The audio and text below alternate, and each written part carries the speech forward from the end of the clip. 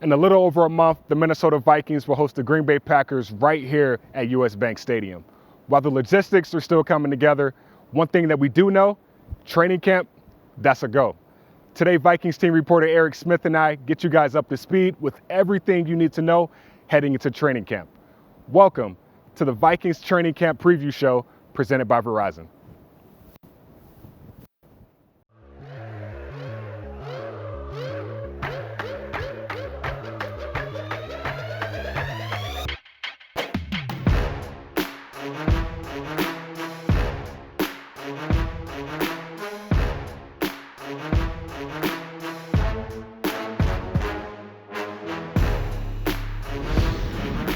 Welcome to the Vikings Training Camp Live Preview Show here at US Bank Stadium. I'm your host, Gabe Henderson.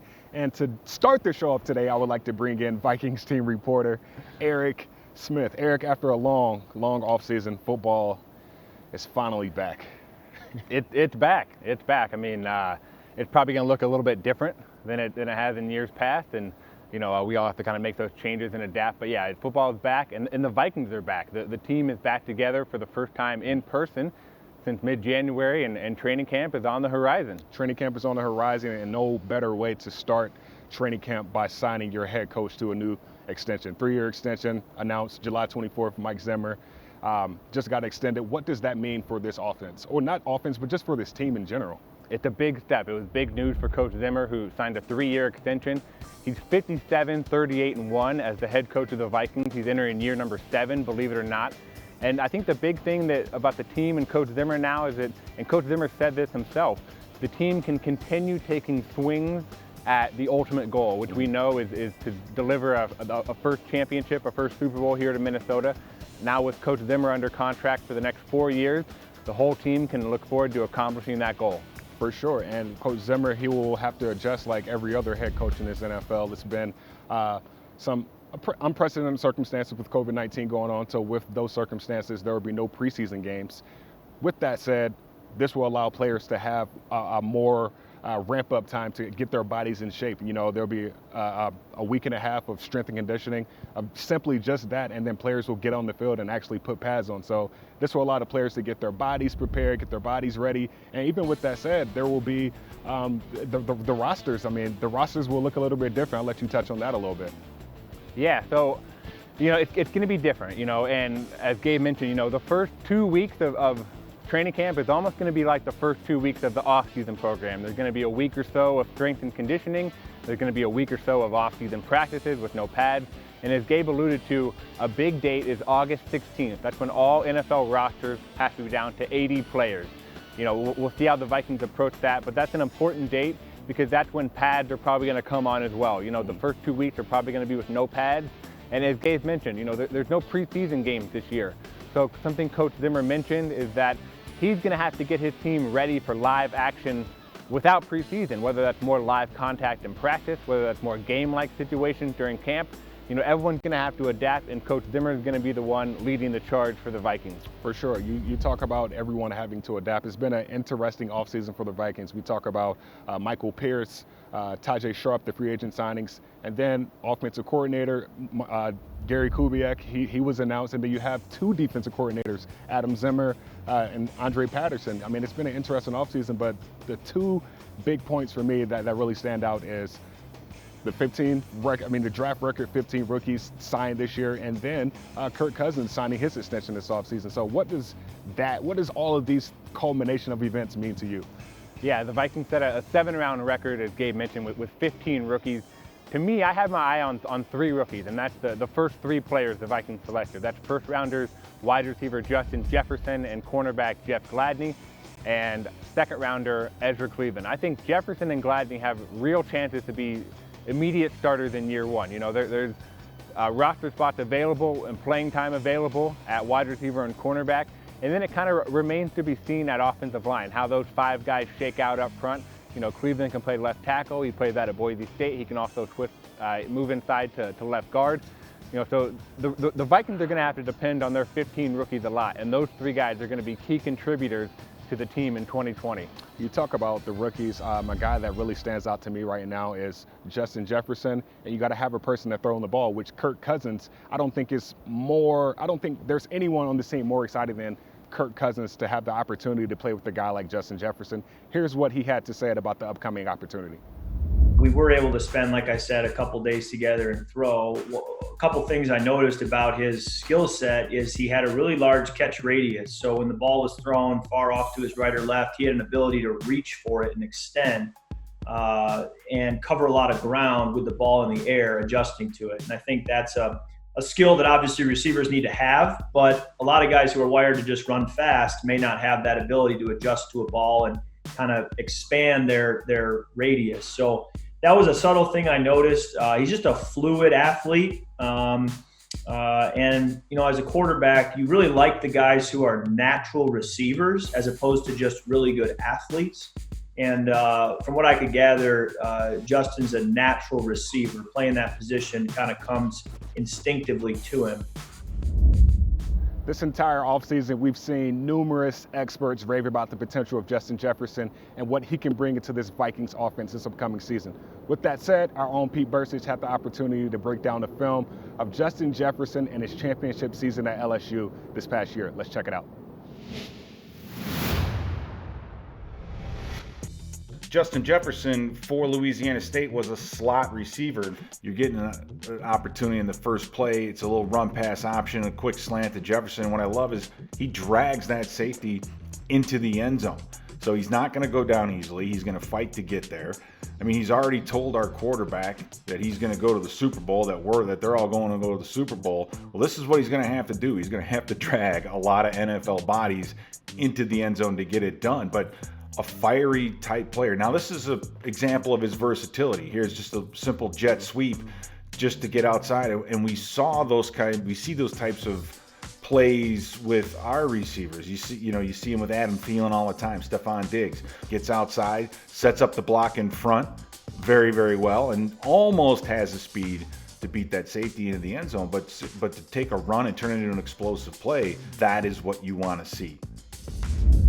Jeff Gladney is another guy drafted in the first round in this past year's draft that will see meaningful snaps this upcoming season. The cornerback finished his career at TCU with 37 pass breakups, 5 interceptions, and 1 touchdown. On this first play in the red zone, TCU is blitzing, and you're going to see Gladney at the top of the screen rolling up and getting inside of the wide receiver. He knows that this receiver does not have time to cross the middle of the field. He wants to funnel him and route him outside, knowing that the only answer to this is the quarterback throwing the fade. So he gets himself off the ball, good body position, and then turns himself around and is able to bat down that football. So in the red zone, he understands the coverage. He understands what the offense is going to do and then puts himself in that position to take care of it. Now, on this play, you're going to see him roll up and then go with the receiver on the crossing route. Right as that receiver gets to the middle of the field, you're going to see him make this move, and he's anticipating that. He knows that this receiver is going to give a head nod and get across, but he has the closing speed and the ability to get his hand out and bat the football away. Now, from the end zone, you're going to see right here at the bottom, the receiver puts that arm out, and Gladney gets a little bit of the jersey, but he doesn't hold it long enough to draw a penalty. Now, that is an art form. That is the art form between the wide receiver and the defensive back to know when you can grab a guy, be physical with a guy, and when you can't because you don't want to get a penalty. So he has that caginess about him. Like I said, the film does not lie. Eric, you had a chance to watch it. What's your thoughts? Yeah, I think a big thing to know about Jeff Gladney is that he's feisty. He's a little shorter at 5'10", but we know Mike Zimmer's history with cornerbacks, especially maybe shorter cornerbacks. Terrence Newman is a name that comes to mind.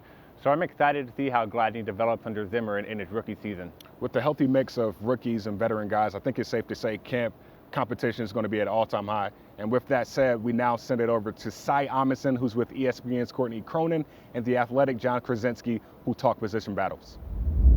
Hey, Viking fans, Cy Amundsen here. As we get you ready for training camp, let's get a little outside opinion on some of the topics that I know you are thinking about And to help us do that, joining us right now are from The Athletic, John Krasinski, and from ESPN.com and ESPN Radio, Courtney Cronin. Thanks for joining us, guys. Let's jump right into it. And John, I'm going to start with you. The wide receiver core is going to look different this year. Diggs out, Sharp and Jefferson in, BB's back. What do you think fans can have for a comparative expectation for this year's wide receiver group? Yeah, it's going to be really interesting because the Vikings have, for several years now, I think, had one of the best receiving cores in the league, certainly at the top with Stephon Diggs and Adam Thielen. And now there's a little bit more uncertainty going into this season. I think Adam Thielen, obviously a very proven commodity, coming off of an injury-plagued season, very determined to get back to where he was before he was injured. And now you got a really exciting young rookie in Justin Jefferson, who I think can bring some of the qualities that Stephon Diggs brought to this group. But it is going to take some time. Rookie receivers generally take a little time to get acclimated to the NFL, to reading coverages, just to getting on the same page with their quarterback, and especially with no summer program, they're going to have their work cut out for them. So it might be a little bit tough early, but I think that overall the potential of this group is strong to, by the end of the season, really be in good shape. Courtney, let's jump to a different position group that everybody talks about pretty much constantly. The O-line is filled with youthful potential. Are there any spots on there that you see where that potential can turn into on-the-field progress in 2020?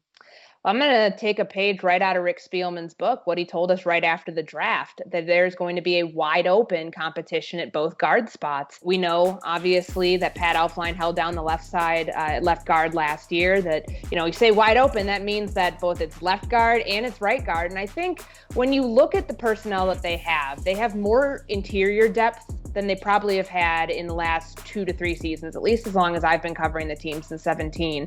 And I know that they're excited to see what Drew Samia can do after the redshirt year. They bring Dakota Dozier back. You have Elflein in that mix. You also have Avion Collins, and you have somebody like Oli Udoh who could potentially kick inside to guard. So you have a big pool to work from here. And who's to rule out that Riley Reif may not be moving inside to guard if Ezra Cleveland is indeed ready to start at left tackle. So it's certainly one of the more intriguing position battles to watch. John, let's stay on the theme of position groups. What's the top position battle you're looking for going into training camp here? Yeah, I think for me, this may seem pretty obvious, but watching the defensive backfield, the cornerbacks in particular, is going to be just such a huge point of transition for the Vikings this season. No Trey Waynes, no Mackenzie Alexander, no Xavier Rhodes. In steps Jeff Gladney, Cameron Dantzler. They got Mike Hughes and Holton Hill coming back. Chris Boyd in the mix, a couple other guys. And Mike Zimmer is going to have to use his cornerback whisperer skills as best as he can, because he has some young kids that are going to come in and get a lot of playing time, and they have to be up to speed early facing this schedule, facing Aaron Rodgers, Matthew Stafford, whoever is going to play quarterback in Chicago, and they're going to be tested. It's going to really challenge Mike Zimmer to be able to get these kids up to speed quickly to give this defense a chance to continually be one of the better units in the league. And Courtney, it feels like every year we leave training camp talking about someone that we didn't necessarily expect to be talking about when we entered training camp. Who do you see as possibilities for that on this year's Vikings roster? Well, I think the news that the Vikings got, at the start of when veterans were reporting to camp that Michael Pierce is going to opt out of the 2020 season, citing some respiratory concerns, that kind of creates some intrigue on the interior of the defensive line. The Vikings thought that nose tackle spot was shored up, and that 3 technique was potentially going to be the biggest camp competition that they had on the interior in camp. So now you have guys like, is Shamar Stephen going to stay at 3 technique? Might they move him over to nose? What does Armon Watts become? What about Jaleel Johnson? What about the rookie James Lynch? There's a lot of names that we're going to be sorting through once they take the field and once we see what Andre Patterson wants to do with his combination of his 4 down linemen. But I think that you might be looking at a guy like James Lynch, specifically with, maybe a bigger role than you would anticipate for a rookie on that defensive line as the Vikings try to really, bolster that interior pass rush this year. John, moving from the players to the coaches, the Vikings will have co-defensive coordinators this year, which allowed them to keep 2 great coaches on staff. but they already have a head coach who calls the plays. What is this situation going to look like in camp and into the season? We essentially saw that last year on offense with Kevin Stefanski and Gary Kubiak sharing a lot of the duties, and that worked out just fine. They were able to delegate and have a hierarchy that worked well on game day and in practices. I think everyone knows that the defense is Mike Zimmer's baby. I think he's going to continue to be very influential there. But you have a nice little mix, a young coach, up and coming, and Adam Zimmer to pair with the sage veteran and Andre Patterson, a very cool, calm, and collected coach there that a lot of players inherently trust. And so I think all in all, it can be a really nice dynamic. And I think, given what Courtney was saying about Michael Pierce, Andre Patterson may still have to devote a lot of his attention to that defensive line and trying to get that up to speed so they can kind of share responsibilities and I think have a chance to be really effective in that department. And Courtney, the leader of that defense, the guy we're talking about, Mike Zimmer, just got a brand new contract, 3-year extension, and with a lot of youth on defense, he kind of finds himself in a unique situation where he's both going to want to compete and also get to build a lot of young talent. Yeah, Cy, I think the best part of this contract for Mike Zimmer is that he's afforded the one thing that is not guaranteed, and that so many coaches want in the NFL, and that's the luxury of time. Yes, this roster is good in 2020, and it can compete in 2020, but imagine how much better it's going to be once player development, which is going to be in the forefront in 2020, once that actually starts to take off. Really, I think the expectations for Mike Zimmer will pick up in 2021 when that team has a Justin Jefferson and a Jeff Gladdy and Ezra Cleveland. All of those rookies this year will have had the experience of the 2020 season to get to where they need to be to really be at the peak of their competitive level next year. So, the contract extension, the length was very important to Mike Zimmer at his age to be able to have that sort of security. And I think that while he told me he's not a very patient person, which we all knew, it's that competitive fire that keeps driving him at this age, that I think that that's going to push him to try to win this year, but also really setting himself up for the next couple of years too. John, Courtney, thank you guys so much. Viking fans, read their stuff on The Athletic and on ESPN.com. And now back to you, Gabe. And as you can see, after all of the offseason rumors surrounding Dalvin Cook, he officially reported to camp on Tuesday along with other Vikings veterans. Here's Ian Rappaport with more. He's shown up for work.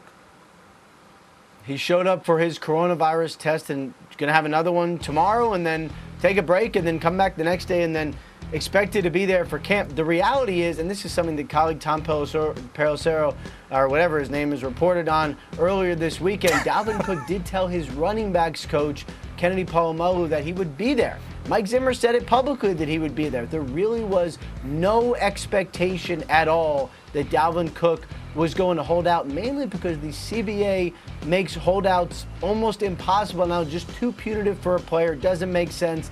Dalvin Cook wants a new contract, deserves a new contract. He's been working on that with the Minnesota Vikings. It's not there yet, but still, he shows up because of course he does. It should be an interesting training camp this year. And even though fans will not be able to attend, BEN, the Vikings Entertainment Network, will have you guys covered with daily highlights, daily training camp footage, we have a daily live show. I have you guys set with daily one-on-ones. Eric, other than mic'd up, let me know if I'm missing anything. Yeah, I'll be at practice every day and having daily observations on Vikings.com.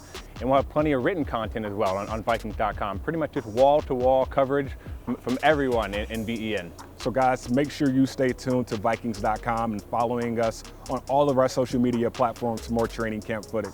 Thank you guys. Skol.